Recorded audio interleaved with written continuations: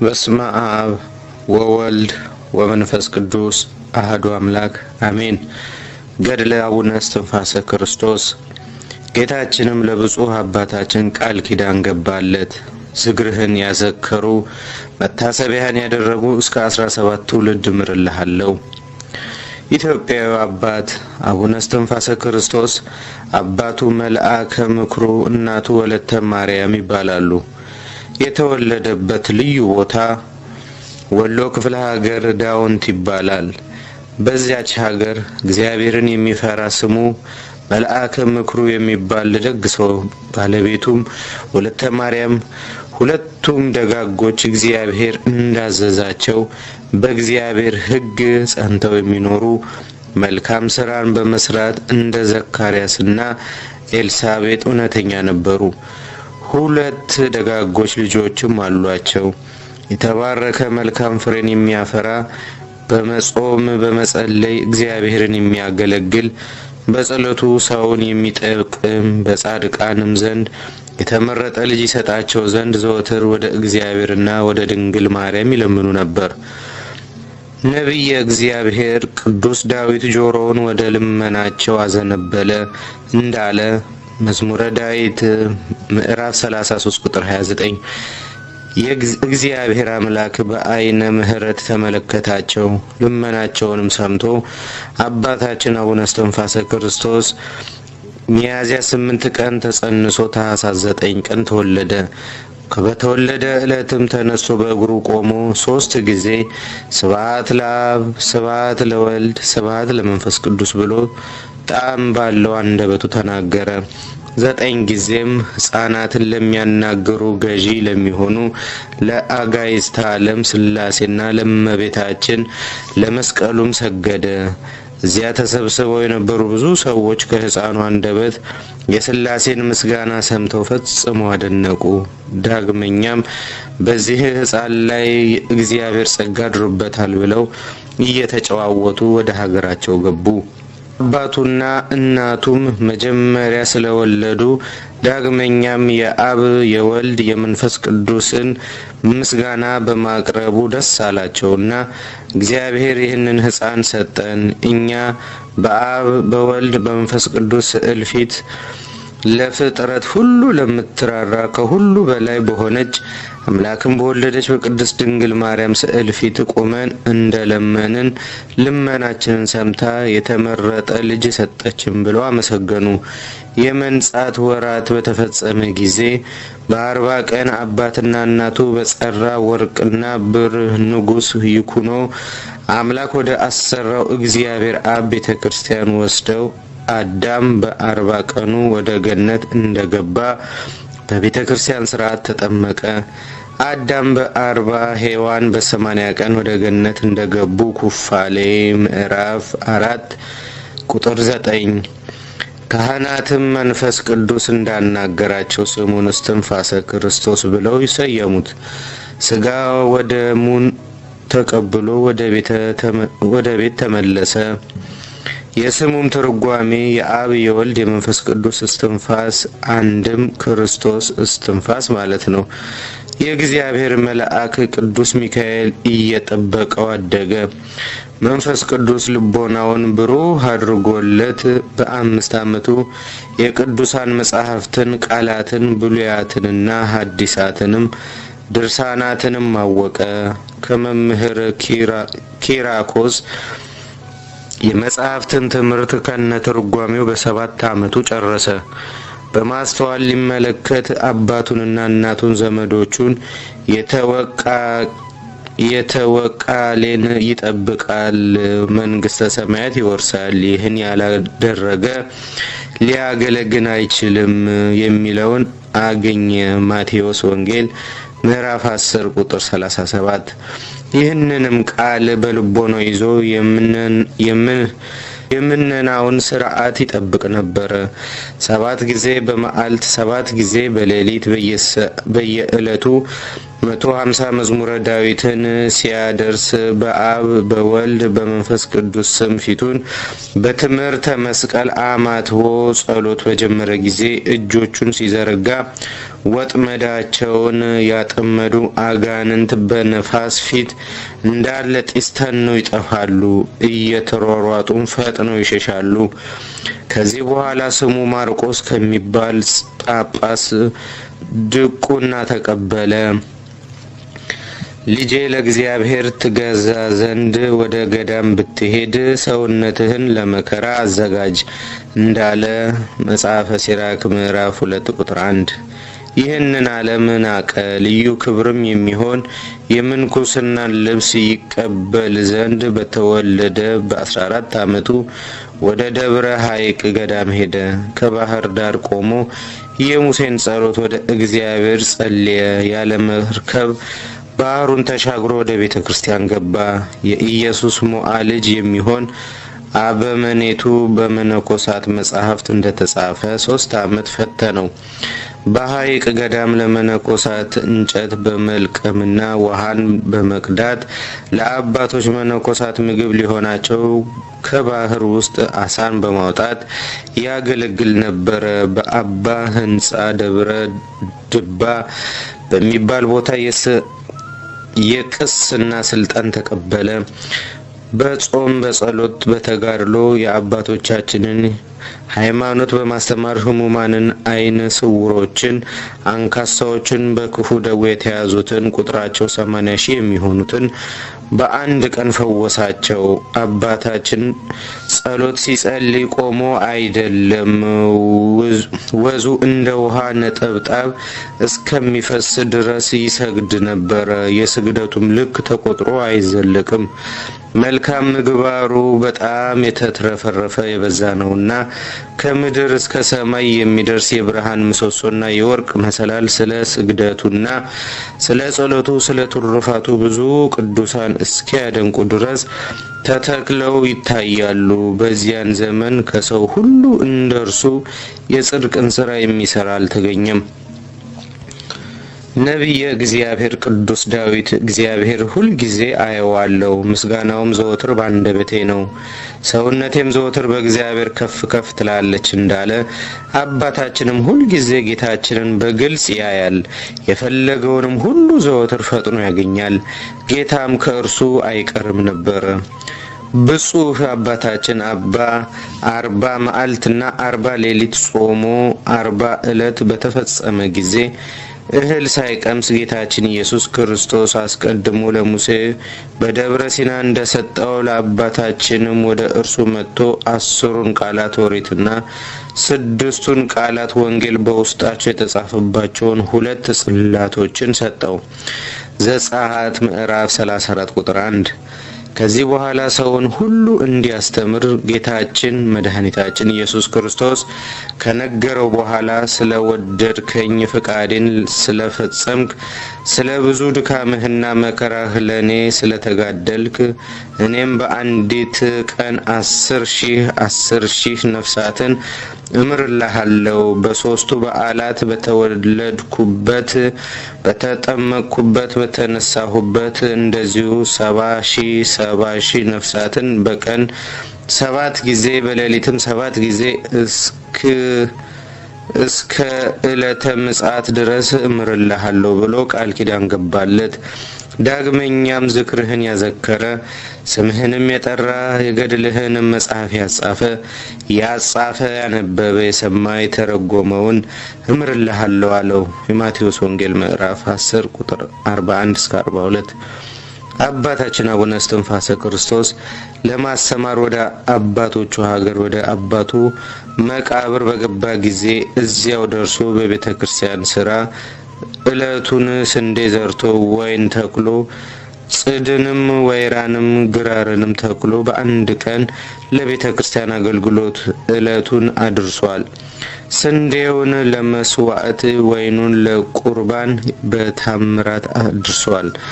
ከዕለታት በአንድ ቀን አባታችን በጸሎት ላይ ሳለ መልአኩ ቅዱስ ሚካኤል ከብሩህ ደመና ጋር ወደ እርሱ መጥቶ በደመና ጭኖ ከፈጣሪው ዘንድ አደረሰው። ጌታችን መድኃኒታችን ኢየሱስ ክርስቶስም በቅዱሳኖቹ እንዲባረክ ካደረገ በኋላ መልአኩ ቅዱስ ሚካኤልን አዘዘው፣ ወደ ተወለድኩባትና ወደ ኖርኩባት ቦታ አድርሰህ አሳየው አለው። መልአኩም እንደታዘዘው አደረገ። መልሶም ወደ ኢትዮጵያ ምድር ደብረ ዛብሄል ወደምትባል ቦታ አደረሰው። ከዚያም ደርሶ ድንቅ ታምራትን አደረገ። ውሃም ከአለት ላይ እያመነጨ ሕሙማንን ፈወሳቸው።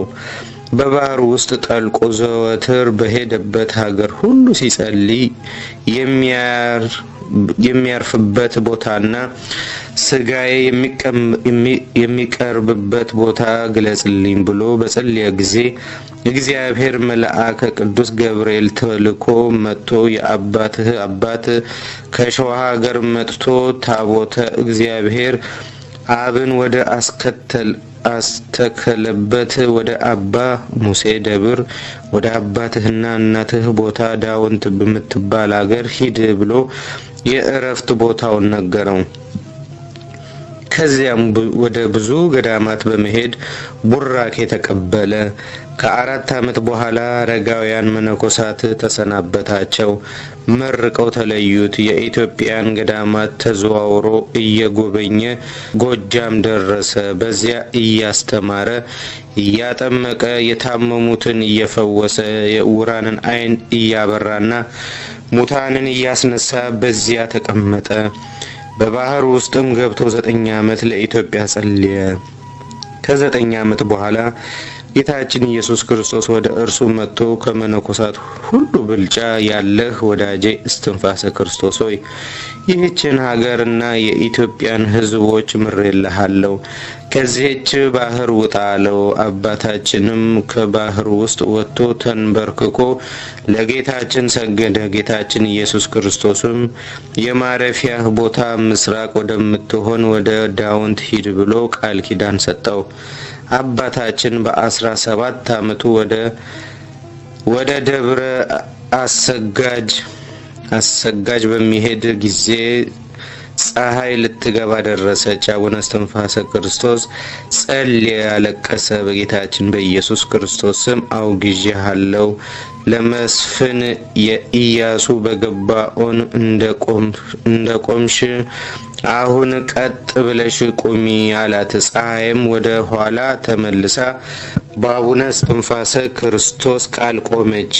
ደብረ አሰጋጅ እንደገባ ፀሐይም አቡነ እስትንፋሰ ክርስቶስ ሆይ እገባ ዘንድ ፍታኝ አለችው። እግዚአብሔር ይፍታሽ ባላት ጊዜ ገባች። እድሜው 33 በሆነ ጊዜ ወደ ደብረ ድባው አበመኔት መጥቶ ሚያዝያ 9 ቀን ምንኩስና ተቀበለ። በዚያ ድንጋይ ፈልፍሎ ዋሻ አዘጋጀ። ሉቃስ የሳላት ከግብጽ የመጣች የድንግል ማርያምን ስዕል አስገብቶ የዋሻውን በር ዘጋ። ያለ ደቀ መዝሙሩ ልብስ ክርስቶስ በስተቀር ከሌላ ሰው ጋር አይገናኝም። በዚህ ድንቅ ተአምራት እያደረገ 240,000 ነፍሳትን ከሲኦል አወጣ። አምላክን የወለደች የእመቤታችን ቅድስት ድንግል ማርያም፣ ጻድቃን፣ ሰማዕታት፣ መነኮሳት በ99 ቅዱሳን መላእክት ልቦና በቅዱስ ሚካኤልና በቅዱስ ገብርኤል ልቦና የሚገኝ ጸሎት አባታችን ይጸልያል። በጸሎቱ ማሳረጊያ አቡነ ዘበሰማያት ይደግማል። ይህንንም ጸሎት በጸለየ ጊዜ 240,000 ነፍሳትን በቀን 7 ጊዜ በሌሊት 7 ጊዜ ከሲኦል ያወጣል። ይህንንም ጸሎት ኃጢአተኛ ሰው እንኳን በጸለየ ጊዜ 1,000,000 ነፍሳትን ከሲኦል ያወጣል። ይህች ጸሎት አታወጣም ብሎ የሚጠራጠር ቢኖር መንግስተ ሰማያትን እንደማያይ ገድሉ ይናገራል። አባታችን እጁን ዘርግቶ ዘወትር ያለ ማስተጓጎል ይጸልያል። ጌታችን ኢየሱስ ክርስቶስም ጽናቱን አይቶ ኢትዮጵያን ምሬልሃለሁ ይለዋል። የእመቤታችንን የስደቷን መታሰቢያ ጾም ሳያስተጓጉል ከዓመት እስከ ዓመት ይጾማል። ይህንን እያደረገ ላለበት ደብር ሕግና ቀኖናን ስርዓትን አወጣ። በዚያን ዘመን መሐልም የተባለ አንድ አርዮስና መቅደኒዮስ የተወገዘ ሐሰተኛ መናፍቅ ተነሳ። የጌታን ልደት 3 ነው ብሎ ለኢትዮጵያ ሰዎች አስተማረ። ይህንንም ክህደት ለንጉሱ ለአጼ ኢያሱ አስተማረው። ንጉሱም በክህደቱ ጸና። ወታደሮቹንም ልኮ በገዳማት ያሉ ቅዱሳንን አስያዘና ሃይማኖታቸውን እንዲክዱ አስደረጋቸው። ቅዱሳኖችም ሰማዕታትን መረጡ። አባታችን አቡነ እስትንፋሰ ክርስቶስን ግን አላገኙትም። የእግዚአብሔር መልአክ ቅዱስ ሚካኤል በክንፉ ሰውሮታል። እረፍቱ በሰማያት አይደለም፣ ወደፊት የሚሰራው ብዙ ስራ አለና። ያ ከሃዲ ንጉስም በአባታችን ጸሎት ንስሐ ገብቶ መንግስተ ሰማያትን ወረሰ። አቡነ እስትንፋሰ ክርስቶስም ተሰውሮ ይኖርበት ከነበረበት ገዳም ሰማዕታት ካረፉ በኋላ በአንድ ዓመት ተመለሰ። በሁለተኛው ዓመት ከዚህ ዓለም የሚያርፍበት ጊዜ ሲደርስ የእግዚአብሔር መልአክ ወደ እርሱ መጥቶ የሚያርፍበትን እረፍት ሰዓቱን፣ ቀኑን፣ ዕለቱን፣ ዓመቱንና ወሩን ነገረውና ወደ ላከው ወደ ፈጣሪው ተመለሰ።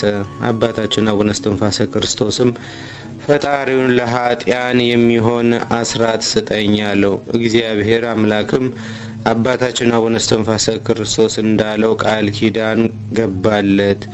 የሚያዝያ ወር በገባ በሁለተኛው ቀን አባታችን አቡነ እስትንፋሰ ክርስቶስ ታመመ። የእረፍቱ ቀን ደርሷልና ብዙ ባህታውያን ስውራን መነኮሳት ወደ እርሱ መጡ።